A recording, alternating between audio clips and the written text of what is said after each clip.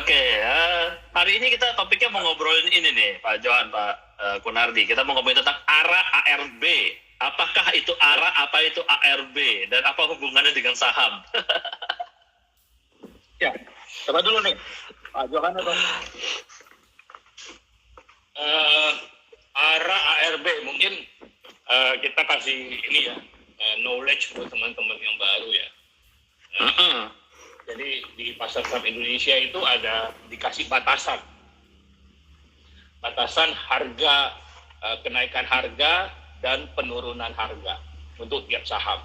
Tentunya untuk supaya jangan sampai sebab kalau nggak ada batasan tersebut bisa saja terjadi kenaikan harga dan penurunan harga itu sangat ekstrim, ya kan? Bisa saja harga saham kalau misalnya tahu-tahu drop 50% misalnya. Oke, kalau misalnya drop 50% kan orang jadi takut gitu misalnya kan. dalam sehari, bro? Dalam sehari ya. Dan drop 50% dalam sehari ya kan, orang kan jadi takut. Karena ini teman-teman yang baru ya, terutama teman-teman yang baru, untuk pengetahuan teman-teman, yang disebut harga saham itu sebenarnya kan adalah harga transaksi yang terjadi. Jadi kalau saya mau jual saham, Coach Ferdi mau beli saham, kita sama-sama pasang, kita bilang order ya, pasang ordernya di pasar saham, terus terjadilah transaksi. Nah, transaksi itulah yang disebut sebagai harga saham. Karena transaksinya bisa terjadi di harga yang berbeda-beda, ya kan, tergantung yang mau jual dan mau beli, maka kelihatannya harga saham itu naik turun. Dan banyak, soalnya teman-teman yang baru, kalau lihat, wah harga saham bisa naik turun luar biasa begitu ya. Nah sebenarnya karena yang disebut harga saham sebenarnya harga transaksi yang terjadi. Kalau kita lihat misalnya harga ayam di pasar misalnya, itu sebenarnya juga naik turun kan, iya nggak?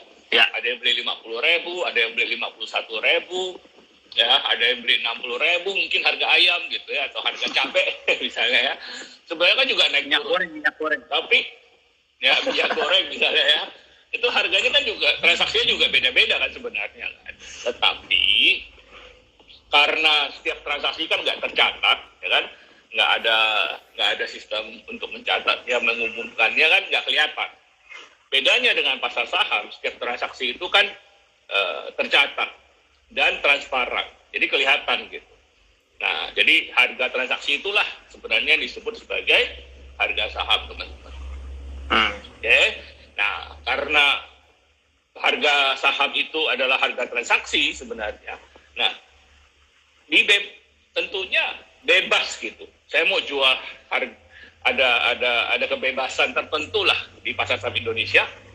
Saya mau jual saham di harga berapa, Coach Ferdi mau beli saham di harga berapa, suka-suka gitu. Tergantung yang punya uang sama yang punya saham kan gitu. Saya mau jual saham saya harganya rendah, boleh aja gitu kan. Saham punya saya kok gitu.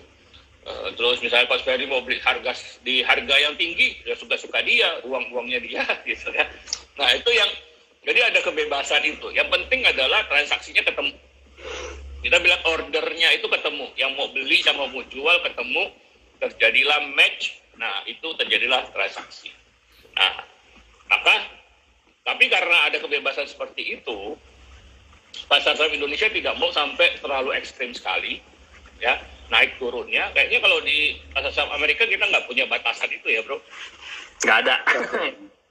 Jadi suka-suka naiknya, turunnya mau berapa persen terserah pasar. Nah, tapi mungkin pasar saham Indonesia berusaha membatasi itu supaya jangan terlalu ekstrim. Jadi ada batasnya, kenaikan saham sehari itu sekitar 20%-an tergantung harga sahamnya. Lalu juga penurunannya hari ini dibatasi 7%. Jadi turunnya hanya bisa 7%. Ini sebenarnya adalah kebijakan karena pandemi. Ya, waktu saya ingat banget tahun 2019 ya, kayaknya mulai dipakai batasan 7% ini, karena di awal-awal tahun 2019 itu harga saham turun banget. 2020 bro. Jadi 2020 ya. Ini sampai udah bingung nih tahunnya berapa, pandeminya udah kelamaan ya. Ya. Anyway, 7% itu menurut kita terlalu kecil. Nanti kita bahas lebih dalam. Sempit banget 7% itu. Nanti kita bicara ya kenapa itu kita anggap sempit ya. Tapi bagi teman-teman yang ini pengetahuan dasar ya, ARA ya, singkatan dari auto reject atas, ARB auto reject bawah adalah batas kenaikan dan penurunan harga saham dalam satu hari. Gitu ya. Aku kasih ini dulu, Pak Gunadi, ada komen nggak? Pendahuluan ya. Ya, jadi tadi sudah dijelaskan oleh Pak Johan bahwa ARA auto reject atas adalah kenaikan maksimum dalam satu hari oleh sebuah saham, dan itu kadang-kadang tergantung dari sahamnya ya. Ada saham yang berlakunya 25%, ada yang 30%, ada yang maksimum sampai 35% ya. Itu kenaikan maksimum dalam sehari. Yang kebalikannya adalah ARB auto reject bawah. Dulu sebelum pandemi itu kalau saya tidak salah, karena udah lama juga, itu sempat dibatasi juga sekitar 20 atau 25% ya. Tapi sejak pandemi, karena waktu pandemi kalau Anda ingat bulan Maret 2020 itu penurunannya drastis sekali. IHSG itu dari 6.200, 6.300 waktu itu dalam sehari turun 20%, sehingga dalam beberapa hari saja IHSG, berarti hampir rata-rata semua saham itu penurunannya maksimum dalam sehari ya, sehingga itu sampai kalau saya tidak salah turun sampai di bawah 4.000 ya. Nah, itu membuat pasar menjadi panik ya, sehingga saat itu Bursa Efek mengambil kebijakan supaya tidak terjadi panik selling ya, karena kayak begini terjadi panik ya, apalagi di Indonesia. Nah, kenapa bedanya Indonesia diberlakukan seperti itu, di Amerika tidak ya? Karena di Indonesia pasarnya belum teredukasi dengan baik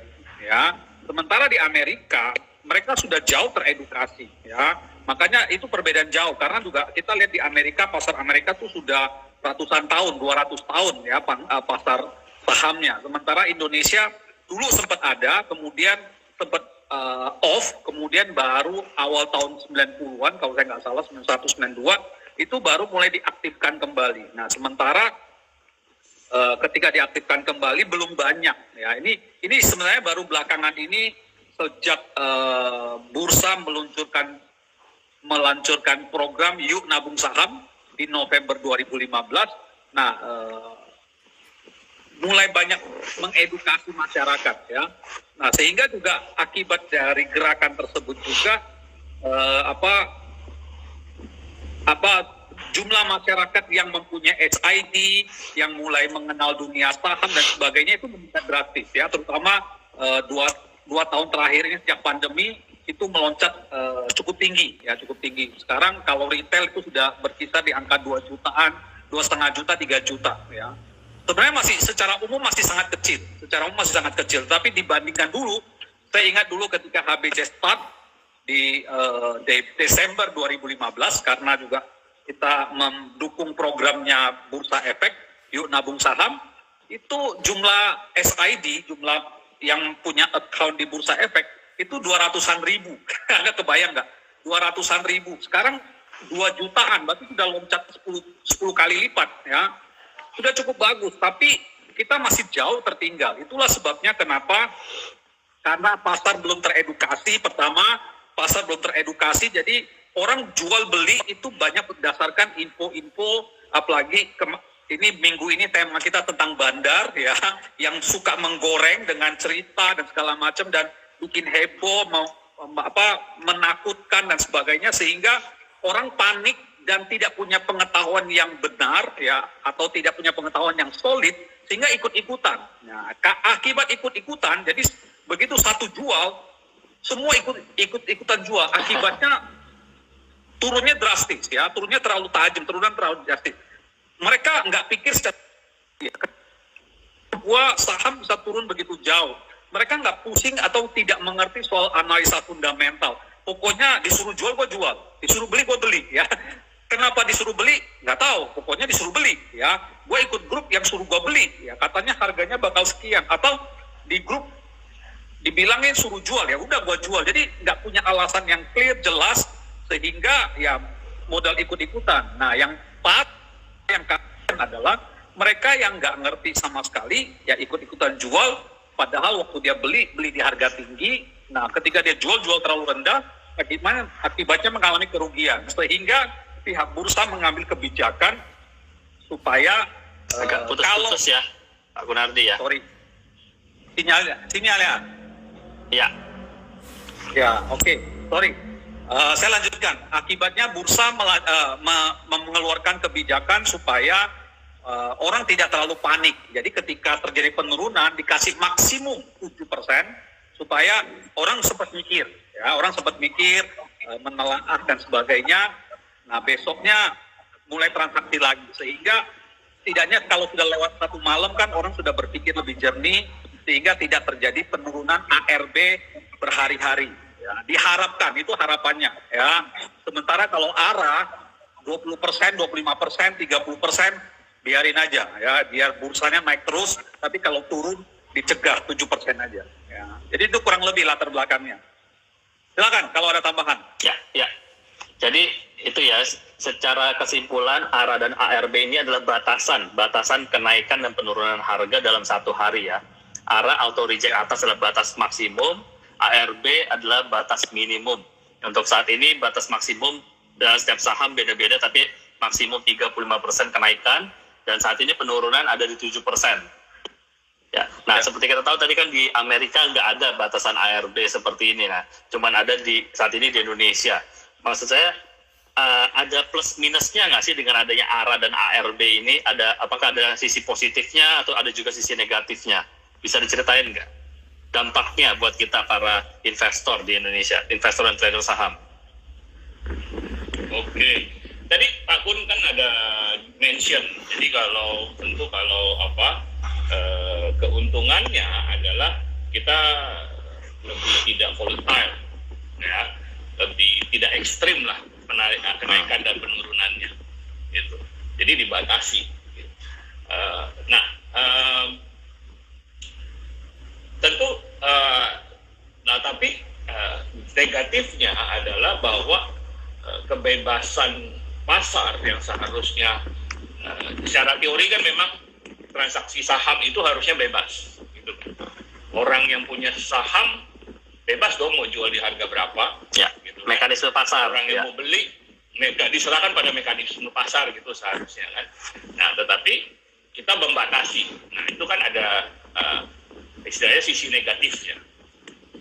Kenapa kita sebut sisi negatif? Contoh aja mungkin yang paling kelihatan adalah karena lebih kecil jaraknya, atau lebih dekat ARB 7%. Jadi kalau saya punya saham, lalu saya bersedia jual di harga 7%, di harga ARB, ya, jadi harga ARB berarti harga di bawah 7% dari harga kemarin, berarti saya bisa, misalnya saya punya, jadi kan ini hubungannya sama bandar nih, misalnya ya, pemain besar lah, ya kan. Jadi kalau kita punya barang, kita punya saham, yang saya udah ambil dari yang sudah saya pegang dari sebelum naik banyak gitu. Contoh deh, mungkin contoh kasus yang paling real itu yang baru kita alami itu saham ASA, ya kan? ASSA, singkatan apa tuh bro? ASSA, Adi Sarana Makmur. Oh iya, Mas Ferry ya ingat kita cuma ingat kodenya doang ya. Nah, saham ASA bagi kita konsumen Armada, Jason, analis kita ya, Mr. Jason, kita anggap kita analisa saham ASA ini saham yang fundamentalnya bagus. Tapi kemarin pernah ngalamin ARB beberapa kali ya, bro. Yang supaya kita nggak terlalu masalah dengan di ARB kan.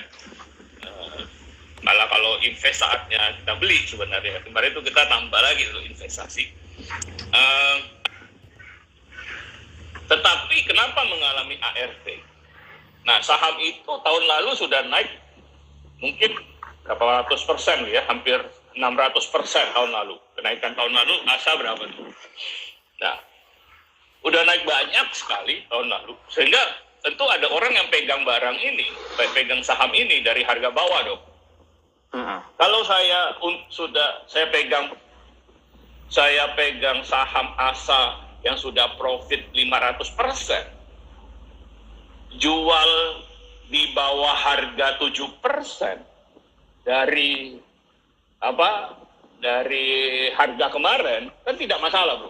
Betul nggak? Ya. Oh, 500% ya jual. Lagian sebenarnya saya bukan jual, tapi saya masukin order jual sebenarnya. Saya cuma masukin bahwa saya punya barang ini, saya bersedia jual, saya punya saham ini, saya bersedia jual di bawah harga 7%, di harga ARB. Kita bilang bahasa tradernya diganjel gitu. Dibikin ARB gitu. Jadi saya bisa bikin ARB kalau saya punya barang, saya punya saham yang sudah untung banyak nih. Ya kan? Saya taruh aja di harga ARB dengan lot yang banyak, yang tidak mungkin akan yang kemungkinan besar tidak akan bisa diborong sama orang juga, ya, karena banyak sekali. Dan kemungkinan kalau saya taruh di harga ARB, orang-orang yang takut, panik, juga akan buru-buru jual di harga ikutan, gitu kan? Ikutan jual di harga ARB juga, makin banyak tuh ganjelannya kan gitu. Ya, kita kalau misalnya seperti itu, maka kelihatan saham ini ARB. Wah, jelek nih. Ya, banyak teman-teman yang panik tuh. Wah, ini ARB nih, besok ARB lagi nggak? Gitu. Ya kan, berapa kali ARB. Padahal nggak ingat bahwa sebenarnya ARB-nya kan turun 7%. Tapi dia sudah naik ratusan persen. Dan, nah, kenapa ada orang yang mau melakukan itu? Kenapa ada orang yang mau bikin saham ini ARB? Nah, ini pertanyaannya, nanti kita nyambung. Tolong diingat, bro. Mengapanya nanti kita, Pak Kun dulu, komentar dulu, Pak Kun. Ya, jadi Siap. Jadi kita ngomong, kan pertanyaannya apa keuntungan kerugian ada batas ARB ini. Dampaknya apa sih? Dulu, nanti baru kita ngomong kenapa ada orang yang sengaja bikin ARB gitu. Ya. Oke, keuntungannya kalau ARA dan ARB, keuntungannya adalah ya ketika dia naik sampai 25%, 30% kan tentunya ini menarik buat buat orang-orang ya. Ini bikin hype ya. Apalagi kalau dia sudah ARA beberapa kali kan, orang merasa bahwa wah ini top gainer nih ya, udah ARA 2 kali, 3 kali, 4 kali ya, udah ARA berkali-kali. Nah, membuat saham tersebut kelihatan seksi atau menarik untuk orang beli ya. Padahal sebenarnya kemarin kita sudah bicara saham yang ARA, Bapak Ibu. Nah, ini yang menurut saya Anda harus perlu hati-hati.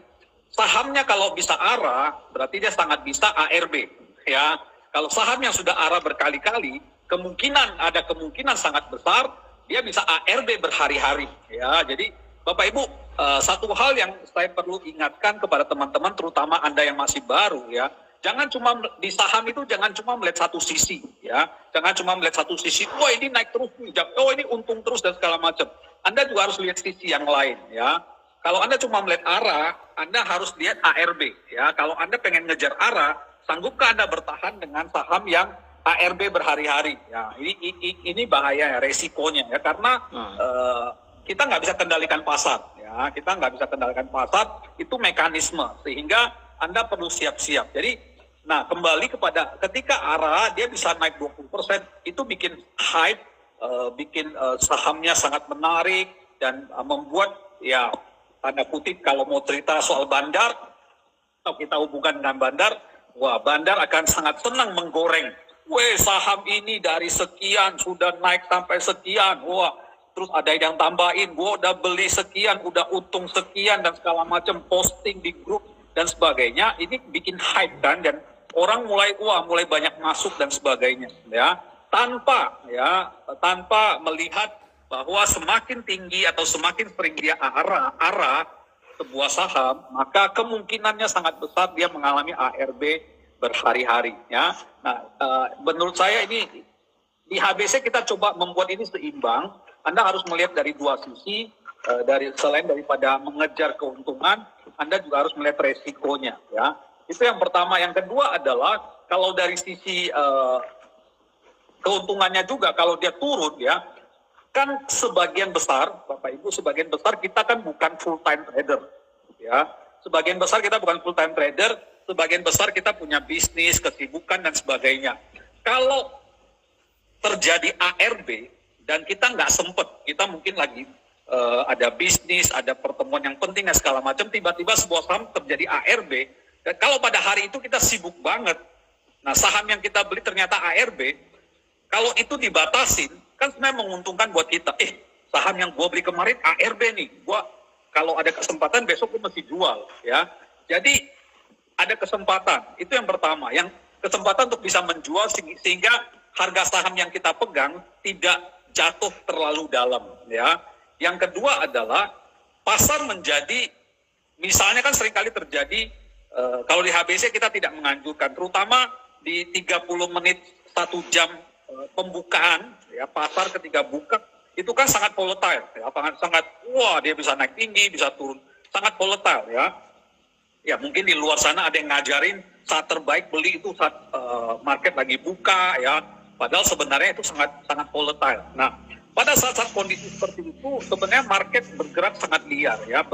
Orang belum tenang dan sebagainya. Nah, kalau sekali lagi, ya, ketika misalnya ada saham yang begitu buka dia langsung ke ARB, ya, dan saat itu kita nggak sempat lihat, nah dia punya waktu kan perdagangannya berhenti, ya, di ARB dia perdagangannya berhenti, sehingga orang-orang yang belum sempat jual atau orang-orang yang mau jual dan sebagainya, dia punya waktu berpikir setidaknya seharian atau semalaman, ya, untuk menenangkan diri ini kenapa saham turun sampai begitu jauh, dia bisa cari berita, bisa cari informasi dan sebagainya, sehingga diharapkan besok-besoknya tidak terjadi ARB, ya. Orang psikologisnya ya tenangkan diri dulu, ya, istilahnya udah tenang dulu, ya, sehingga orang bisa berpikir dengan lebih baik, dengan lebih jernih, ya. Menurut saya itu positifnya. Tetapi buat mereka yang lebih aktif trading dan sebagainya, ARB ini mengganggu, ya. Saya tanya istri saya, buat dia ARB ini mengganggu karena kadang-kadang begitu dia lihat sebenarnya ada kesempatan berhenti di ARB, dia nggak bisa masuk. Ya udah ketahan, ya, buat dia. Kita juga sempat tanya ke Jason, kadang-kadang buat Jason juga ini ARB ini mengganggu, ya. Jadi buat mereka tidak bebas bergerak, ya. Anyway, jadi kalau itu menurut saya positif dan negatif dari pembatasan antara ARA dan ARB. Ya, silakan dilanjutkan. Ya, itu jadi membatasi itu kadang buat kita yang udah trader itu mengganggu, ya, karena kita mau tunggu dia habis, orang mau jual, biarkan orang yang buat profit taking ini jual aja, begitu nanti harganya udah itu kita bisa langsung masuk. Kalau begini kan kita harus nunggu berapa hari. Ya, menarik. Tunggu udah turun, benar-benar udah turun, orangnya udah benar-benar udah buang barang, nah mulai lagi yang baru, nah itu lebih menarik sehingga naiknya bisa lebih tinggi, ya, karena kalau sebuah saham tidak turun jauh, ya, naiknya juga biasanya nggak banyak, gitu. Oke, lanjut. Yes. Nah, berarti itu ngomongin soal ini ARB, ya, dan dihubungkan tadi dengan bandar, gitu, ya. Tadi Pak Johan menarik banget, dan Pak Johan bilang kenapa seorang bandar atau sebuah bandar institusi atau apapun itu, ya, sengaja membuat sebuah saham ARB, gitu. Kalau tadi kan sengaja buat ARA kan tadi Pak Kunardi udah cerita supaya orang tertarik, supaya orang mau beli, gitu kan, ya kan, dibikin hype, gitu. Jadi ARA dan ARB ini dibuat jadi gimmick nih, untuk promosi sebuah saham nih jadinya nih. Nah sekarang pertanyaannya kenapa mau dibikin ARB, gitu? Nah, kalau ARB sebaliknya, jadi untuk menakut-nakuti. Nah, Oke. Yang satu bikin hype supaya tertarik, yang satu takut-takuti. Betul. Dan biayanya murah, ya kan? ARA itu mesti 20-an%, mahal loh. Kalau menakut-nakuti itu lebih gampang, 7% doang. Apalagi kalau udah punya tentu orang dia punya barang di bawah kan, dia mau mengumpulkan lebih banyak. Nggak ada yang mau mengumpulkan lebih banyak. Apa yang bisa bikin orang melepas sahamnya? Bro, kalau hari ini lu punya asa, mau lepas nggak? Enggak. Kita kan nggak mau lepas kan? Enggak. Ya, kita nggak mau lepas. Investasi ya, kita bukan bicara trading. Tapi investasi, kita nggak mau lepas. Biarin aja, karena kalau Bro Ferdi, kita percaya ini Asa punya masa depan bagus. Ini bukan ini ya, di disclaimer ini bukan rekomendasi saham ya, tapi ini kita bicara analisa kita aja. Nah, kita nggak mau lepas saham Asa. Tapi begitu dia ARB, banyak orang akan berubah pikiran kan. Oh, bahaya dia ARB. Baca aja kan di grup kita kan, di grup WhatsApp member kita kan banyak yang panik tuh. Oh, sell all nggak ya, kayak gitu. Karena turun 7%. Ya, tapi kita yang menganalisa fundamentalnya, kita nggak peduli dia mau turun 7%, turun berapa persen, kalau punya uang malah beli lagi gitu. Ya. Kenapa? Karena bagi kita nggak masalah di ARB, apalagi 7% tuh tipis banget. Nah, jadi kenapa dibuat ARB? Dan bisa dibuat ARB? Ini karena kalau saya punya saham yang sudah untung ratusan persen, pasang order jual, ya, either ada yang beli, either nggak ada yang beli, saya nggak masalah, ya kan? Karena saya udah untung banyak nih. Anggaplah ini biaya promosi untuk saya kumpulkan saham ini lebih banyak lagi. Jadi ARB itu bisa dipakai untuk nakut-nakuti gitu. Nah, again ini dugaan ya. Karena kalau mau bicara kenyataan tentu kan kita harus menyelidikinya dan faktanya dan siapa dan sebagainya kan, kita nggak punya kemampuan itu tentunya. Tapi kalau Anda berpikir secara logika, kalau saya punya barang, punya saham yang sudah naik ratusan persen, saya ingin kumpulkan lebih banyak lagi, tapi di pasar kayaknya harganya gitu-gitu aja, gitu kan? Saya merasa kalau kan kita ngomong bandar atau pemain besar, ya nggak harus bandar sih, pemain besar ya. Itu apa namanya? Dia bukan ngomong uang ya 10 juta, 100 juta, betul lah bro. Betul. Ya, dia akan bicara miliaran, gitu kan? Mungkin bisa puluhan miliar dan sebagainya, gitu, atau ratusan miliar bahkan mungkin ya. Jadi dia ngerasa nggak cukup barang yang dia punya, saham yang dia punya, dia mau kumpulkan lebih banyak. Caranya adalah dengan menakut-nakuti, dengan ARB, sehingga yang pegang Asa, contoh nih Asa nih ya, bersedia melepas. Tapi ini dugaan ya, sekali lagi teman-teman ya, ini bukan seakan-akan kita tahu fakta ya. Bukan. Tapi ini adalah analisa based on logika. Cuma menarik kok. Kalau itu kita lihat grafiknya Asa, itu hari pertama ARB, hari kedua ARB, hari ketiga pagi itu ARB, hari ketiga pagi. Betul. Tapi begitu menjelang siang, langsung balik lagi, jadi hijau di hari ketiga itu. Ya. Nah, itu good sign. Ini artinya bandar pun tidak bisa mengalahkan pasar. Ya. Barang bagus tetap bagus. Ini kan tarik-tarikan nih, bro. Ada yang panik jual, ada yang tertarik mau beli. Ya, hari ketiga rame-rame kita beli, ya kan, orang yang melihat fundamental bagus kan, demand-nya bagus ya sikat gitu. Akhirnya malah harganya mantul kan gitu.